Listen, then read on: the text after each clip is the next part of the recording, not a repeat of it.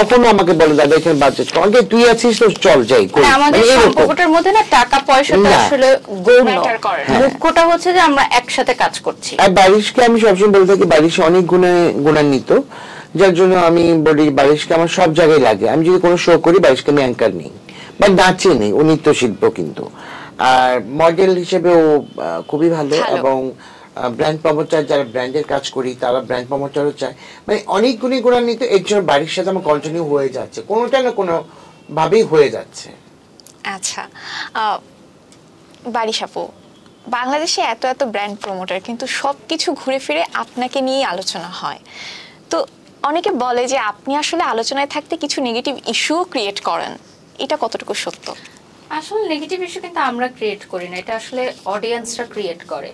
তো দেখা যায় কি মাঝে মধ্যে এগুলো ভালো লাগে, আবার মাঝে মধ্যে খারাপও লাগে। কারণ রিউমার্স যখন মানুষ ছড়ায়, যেটা আসলে আমি করিনি বা যেরকম আমি না, যে ধারণাটা আমাদেরকে দেয়া হয় সোশ্যাল মিডিয়াতে, ওরকম কিন্তু মানুষটা আমি না, তখন ডেফিনেটলি খারাপ লাগে যে আমি তো আসলে এরকম না। এবং যারা আসলে আমাদেরকে চিনে না, জানে না, যারা শুধুমাত্র পর্দায় দেখে কোনো কমেন্টস দেখে বিলিভ করছে, তো তখন আমার মনে হয় যে আসলে তারা তো ভুল জানছে আমাদেরকে। আমাদের সাথে যদি তাদের দেখা হওয়ার সুযোগ হতো বা এক কাপ কফি খাওয়ারও সুযোগ হতো, তাহলে হয়তো তারা বুঝতে পারতো।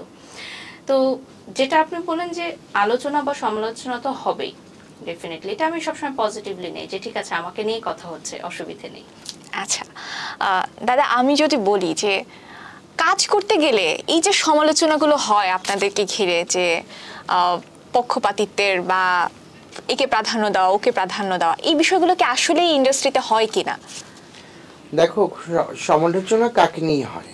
একটা সাধারণ পাবলিককে নিয়ে কিন্তু হয় না। যারা সেলিব্রিটি বা যারা উপর লেভেলে তাদেরকে নিয়ে হয়। আমাদের দেশে কি হচ্ছে এখন, যে আমি নাম নেই, আমরা কিছু হয়েছে বলে কিন্তু আমাদের নিয়ে গসিপগুলো করছে মানুষ।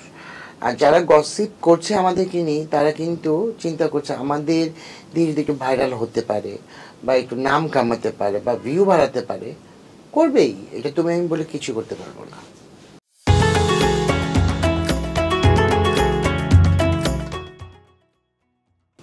আমরা কিছু হয়েছি বলেই আমাদের নিয়ে তো গসিপ করবেই। এখন রিলস থেকে টাকা আসলে সেটা বিষয় না, কিন্তু এখন যেটা হচ্ছে যে মানে বদনাম জিনিসটা মানে করার আগে জেনে নেবেন যে এই মানুষটা কি এটা রাইট না রং। কেউ কিছু বলার আগে আগে ভাববেন যে জিনিসটা কি মানে সত্যি না মিথ্যে। ওই আমি অনেক সময় দেখি কি চিলে কান নিয়ে যাচ্ছে, আমি শুনলাম, কিন্তু কানে আমি হাত দিলাম না, কিন্তু কিন্তু আমি আগেই চিলে পিছে দৌড়াচ্ছি, কিন্তু এটা কখনোই কেউ করবেন না। কারণ আগে দেখবেন কানটা আছে কিনা। সেম জিনিসটাই তাই হচ্ছে এখন। আচ্ছা বারিশ আপু, আপনি একটা সাক্ষাৎকারে বলেছিলেন যে শুধু মনটা ছাড়া আপনি আপনার শরীরের অধিকাংশ জিনিস চেঞ্জ করে ফেলেছেন। তো মন কি অপরিবর্তিত থাকে? কারণ সময়ের সাথে সাথে তো মনের গভীরতা বা জীবন দর্শন চেঞ্জ হয়। এখন মনে হয় যে আমি আমার মনটাও পরিবর্তন করে ফেলেছি, কারণ চারপাশে না এত নেগেটিভিটি, চারপাশে হচ্ছে এত পলিটিক্স, যে চাইলেও ইনোসেন্ট থাকা যায় না। হ্যাঁ, অনেক চেষ্টা করি যে ইনোসেন্ট থাকবো, কারো উপকারে আসবো সব সময়। হ্যাঁ, তো দেখা যায় যে আমি কারো ক্ষতি করলাম না, কিন্তু মানুষ আমার অনেক ক্ষতি করে। আসলে ভালোর কোনো মূল্য নেই। এখন যেই জমানায় আমরা চলে এসেছি, যারা হচ্ছে ভদ্র তাদেরকে মানুষ দুর্বল মনে করে। This is a very wrong concept. আমি যদি অভদ্র হই, আমি যদি বেয়াদবি করি, তাহলে সেটা কিন্তু শোভনীয় না। কিন্তু মানুষ এখন এগুলোই পছন্দ করে। হ্যাঁ, মানুষ ভদ্রতাকে, স্বচ্ছতাকে মানুষ দুর্বলতা মনে করে, এবং দুর্বল ব্যক্তিদেরকেই মানুষ বেশি আঘাত করে। যে আচ্ছা ও তো চুপ আছে, ও তো কোনো কথা বলে না, তাহলে ওকে নিয়ে যা খুশি তাই বলা যায়, ওকে নিয়ে আমরা যা খুশি স্টেটমেন্ট দিতে পারি, কারণ ও তো রিপ্লাই করবে না। আচ্ছা দাদা, আপনার সাথে যারা কাজ করেছে, বারিশ আপুর নামের সাথে আরেকটা নাম খুব প্রাসঙ্গিকভাবেই চলে আসে, সেটা হচ্ছে অপু বিশ্বাস।